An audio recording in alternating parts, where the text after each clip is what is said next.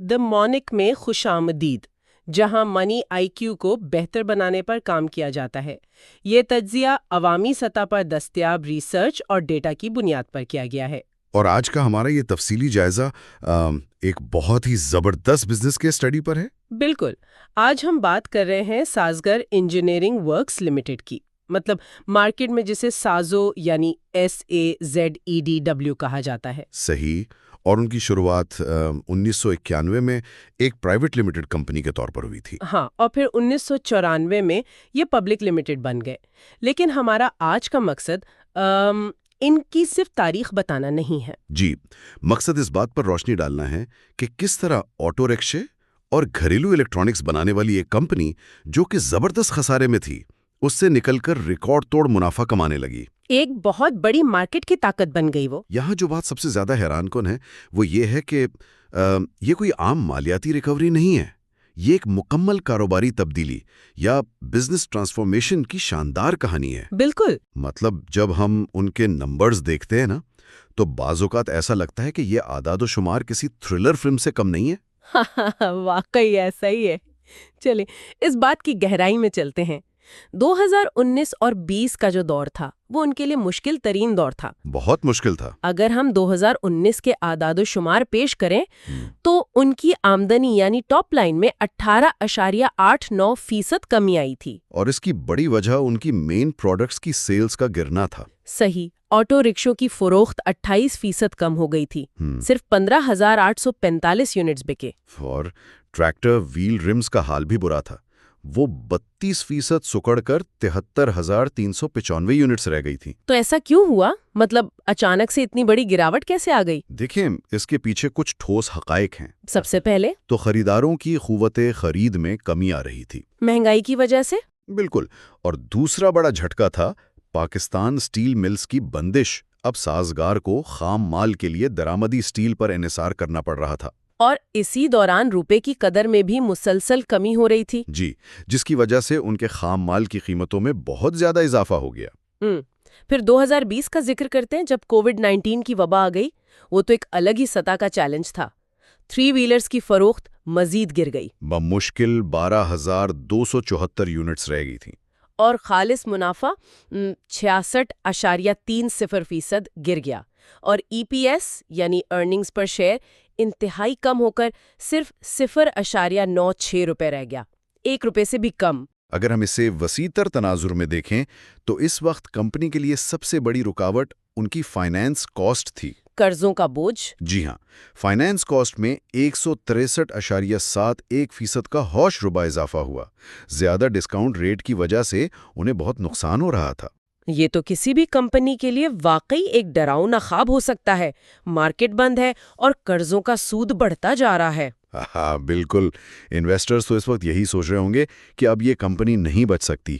لیکن پھر ہوتا ہے ایک زبردست ٹرن اراؤنڈ۔ یہاں آ کر بات واقعی بہت دلچسپ ہو جاتی ہے۔ 2021 کا سال۔ ہاں، 2021 میں انہوں نے 39.49% ریونیو گروتھ دکھائی، لیکن اصل دھماکہ تو 2022 میں ہوا۔ زبردست قسم کی گروتھ تھی وہ، 154.72% کی گروتھ۔ اس نے ان کی سیلز کو سیدھا 10.274 بلین روپے تک پہنچا دیا۔ اب اس کامیابی کے پیچھے کی اصل وجہ کیا تھی؟ یہ صرف کووڈ کے بعد کی مارکیٹ ریکوری تو نہیں تھی۔ بالکل نہیں، یہ ان کی حکمت عملی کی تبدیلی تھی۔ صحیح۔ یہ BAIC یا بائک برانڈ کے تحت ان کے 4 ویلر پروجیکٹ کا آغاز تھا۔ 2021 میں ان کے 4 ویلرز کی فروخت میں 245.38 گنا کا زبردست اضافہ ہوا۔ 245 گنا، اور وہ بھی ایسے حالات میں جب لوہے کی قیمتیں بڑھ رہی تھیں، مال برداری کے چارجز آسمان کو چھو رہے تھے اور روپے کی قدر مسلسل گر رہی تھی۔ اور یہی ان کی سمارٹ موو تھی۔ انہوں نے یہ سارا بوجھ خود نہیں اٹھایا بلکہ کامیابی سے خریداروں کی طرف منتقل کر دیا۔ ہاں، پرائسنگ پاور۔ بالکل، البتہ ڈسکاؤنٹ ریٹ میں اضافے کے باعث 2022 میں ان کی فائنانس کاسٹ بڑھ رہی تھی۔ اس نے منافع کی رفتار کو تھوڑا دبایا ضرور، لیکن پھر بھی ان کا EPS ریکور ہو کر 1.95 روپے تک پہنچ گیا۔ اور پھر شروع ہوتا ہے سازگار کا مطلب عروج کا سنہرا دور۔ 2023 کا سال مارکیٹ میں تہلکہ مچا دینے والا دور۔ 2023 میں ان کی 4 ویلرز کی فروخت 83.35% بڑھی، انہوں نے 1828 یونٹس فروخت کیے۔ اور سب سے بڑا قدم جو انہوں نے اٹھایا وہ تھا SUV اور حوال برانڈ کے نام سے ہائیبرڈ الیکٹرک گاڑیاں متعارف کروانا۔ پروفٹ 744.44% بڑھ گیا۔ کمال ہے۔ جی 744%۔ منافع 995.077 ملین روپے ہو گیا اور EPS چھلانگ لگا کر 16.46 روپے تک پہنچ گیا۔ اور 2024 کے نمبرز تو حیرت انگیز ہیں۔ نیٹ سیلز میں 217.16% اضافہ، یہ 17,642.469 ملین روپے بنتا ہے۔ حوالہ SUV کی ڈیمانڈ نے تو واقعی سارے ریکارڈ توڑ دیے۔ 5392 یونٹس بکے۔ خالص منافع میں 697.49% کا اضافہ ہوا اور EPS 131.29 روپے ہو گیا۔ ایک سال میں اتنی بڑی جمپ۔ یہاں جو بات سب سے زیادہ حیران کن ہے وہ یہ کہ کمپنی نے صرف مقامی مارکیٹ پر اکتفا نہیں کیا، ایکسپورٹ شروع کر دیں۔ جی ہاں، انہوں نے اپنے 3 ویلرز کو لائبیریا، تنزانیہ اور افغانستان جیسی مارکیٹوں میں ایکسپورٹ کرنا شروع کیا، اور سب سے بڑی بات جاپان میں بھی۔ جاپان جیسی مارکیٹ میں؟ بالکل، ایک پاکستانی کمپنی کا جاپان جیسی سخت اور ایڈوانسڈ آٹو مارکیٹ میں داخل ہونا ایک بہت بڑی بات ہے۔ واقعی یہ فخر کی بات ہے۔ چلیں اب 2025 کے اعداد و شمار پیش کرتے ہیں۔ نیٹ سیلز 108 بلین روپے کو کراس کر گئیں اور 4 ویلرز کے والیوم میں 101.95% کا اضافہ ہوا۔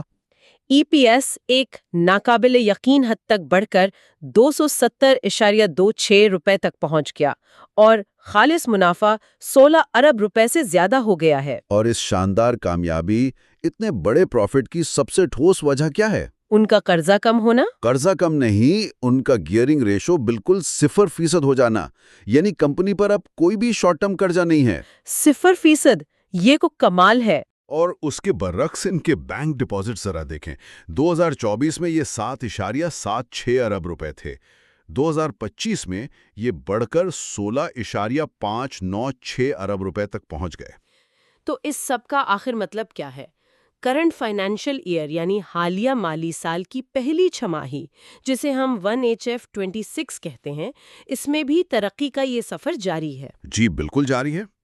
سیلز 67.8 بلین روپے رہی ہیں اور صرف 6 ماہ میں انہوں نے 700 4 ویلرز فروخت کیے ہیں۔ اور اگر کمپنی کے بینک بیلنس کی تازہ ترین صورتحال بتائیں تو 31 دسمبر 2025 تک ان کا کیش بیلنس 25.226 بلین روپے تک پہنچ چکا ہے۔ 25 ارب روپے سے زیادہ۔ جی، انہوں نے شارٹ ٹرم ورکنگ کیپٹل کے لیے تھوڑا سا قرضہ لیا ہے، لیکن مجموعی فائنینشیل پوزیشن انتہائی مضبوط ہے۔ اور ان کے مستقبل کے منصوبوں پر بھی نظر ڈالتے ہیں۔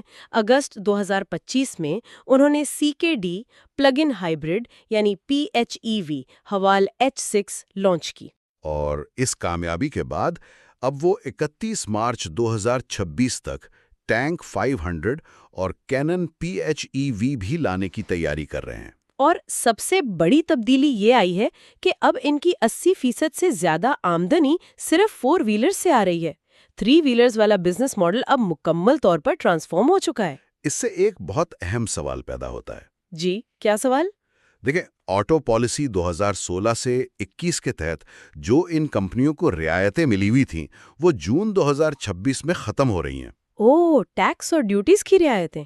بالکل، اور مزید یہ کہ حکومت نے پرانی گاڑیوں یعنی یوزڈ کارز کی درآمد پر 40% ریگولیٹری ڈیوٹی کی چھوٹ بھی دے دی ہے۔ تو یہ تو مقامی گاڑیوں کی فروخت کے لیے ایک بہت بڑا چیلنج بن سکتا ہے۔ یقینی طور پر یہ ایک زبردست مقابلہ ہونے والا ہے۔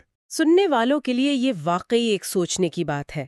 جب جون 2026 میں آٹو پالیسی کی رعایتیں ختم ہوں گی اور پرانی گاڑیوں کی درآمد کا دروازہ مزید کھلے گا، تو کیا سازگار کا یہ زیرو ڈیپتھ اور 25 ارب روپے کا بینک بیلنس انہیں اس نئی جنگ میں فاتح بنائے رکھے گا؟ یا پھر مارکیٹ میں ان کی اس اجارہ داری کو کوئی سنگین خطرہ لاحق ہوگا؟ یہ ایک ایسا سوال ہے جس پر نظر رکھنا مارکیٹ کے ہر طالب علم کے لیے ضروری ہے۔ مزید اپڈیٹس کے لیے بیل آئیکن کو دبائیں اور ہمارے چینل کو لائک اور سبسکرائب کریں۔ Like and subscribe.